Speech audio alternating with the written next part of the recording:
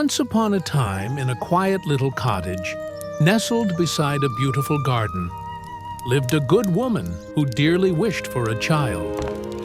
Day after day, she tended to her home and her flowers, but her heart held a silent sorrow because she had no daughter to love.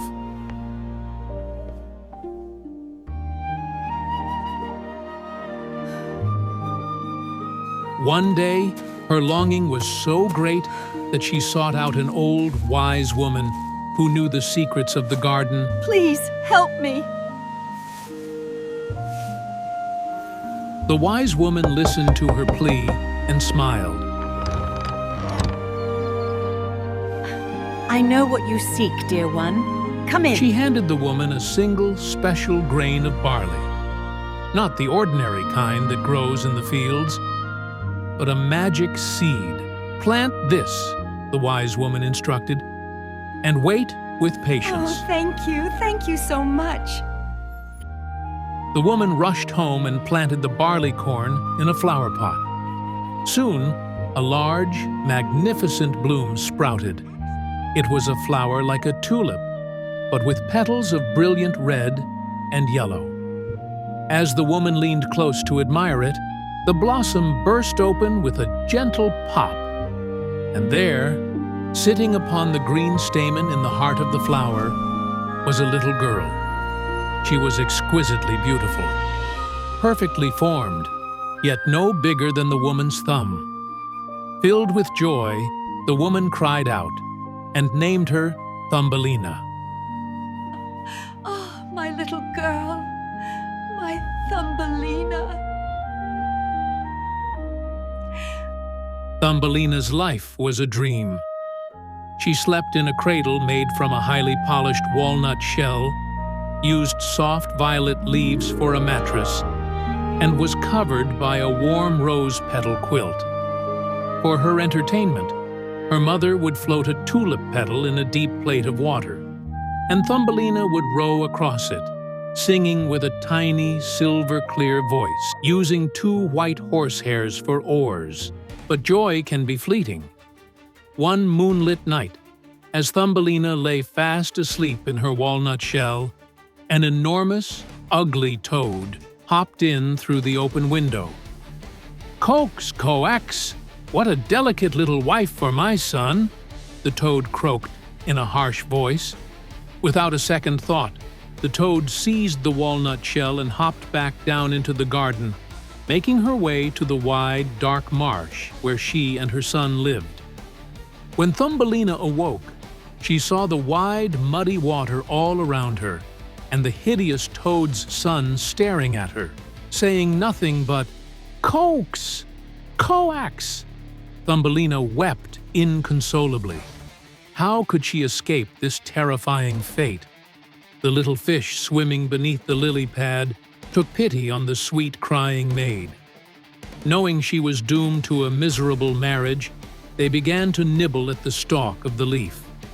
They chewed and chewed until the stalk snapped. The great green leaf, carrying Thumbelina and her walnut cradle, began to drift away on the current, carrying her far beyond the marsh and the ugly toads. She drifted far, past villages and fields,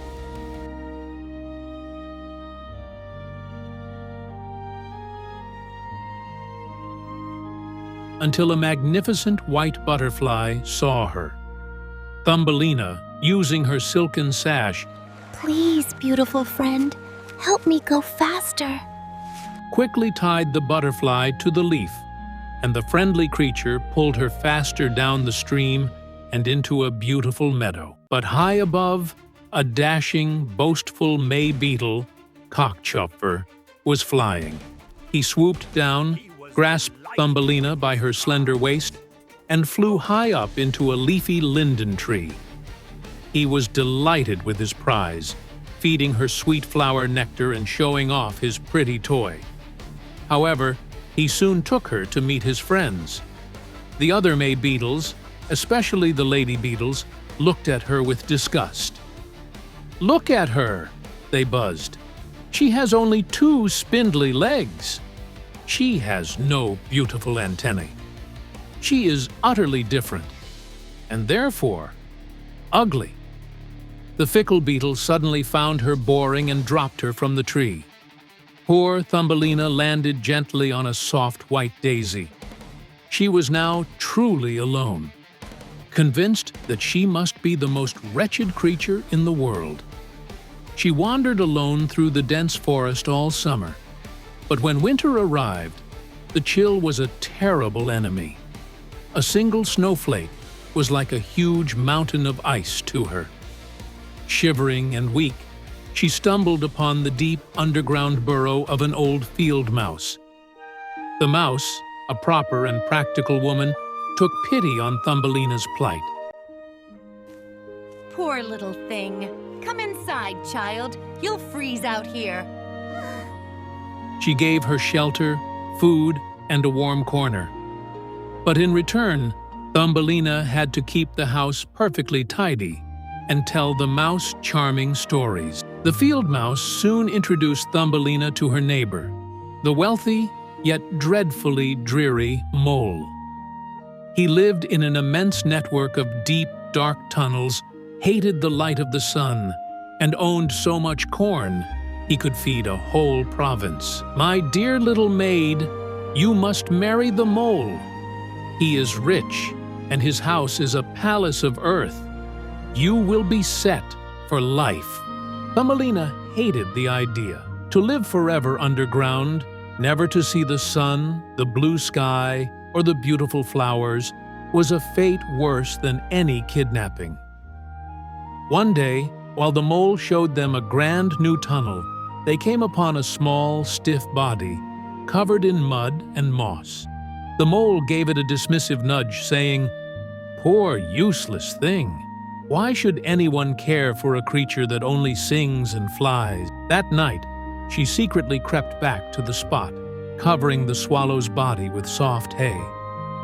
She leaned down and kissed the feathers, thinking of how beautifully it used to sing. To her surprise, she felt a little heartbeat. The swallow was not dead, only numb from the long winter. Thumbelina tended the swallow all winter in secret, bringing him tiny sips of water and warm hay, never telling the field mouse or the mole. When spring came, the swallow was well. He rose, strong and ready to fly. He thanked his tiny rescuer, saying, "Farewell, little friend. Climb onto my back, and I will carry you away to the bright green wood." But Thumbelina, thinking of the kindness of the field mouse, sadly shook her head and stayed behind.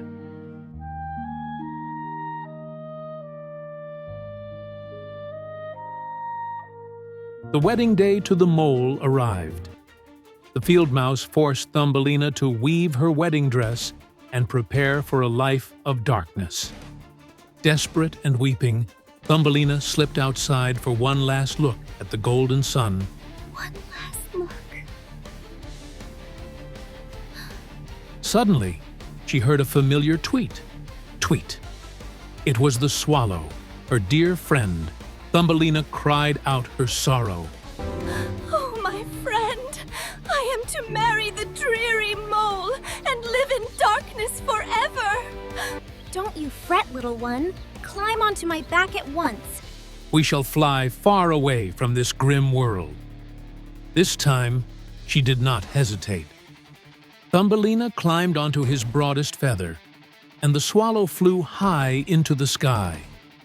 He flew over green forests, shining lakes, and high mountains, until at last they reached a land of endless warmth and sunshine. The swallow finally set her down near a large, dazzling white flower. "This is your home," the swallow said.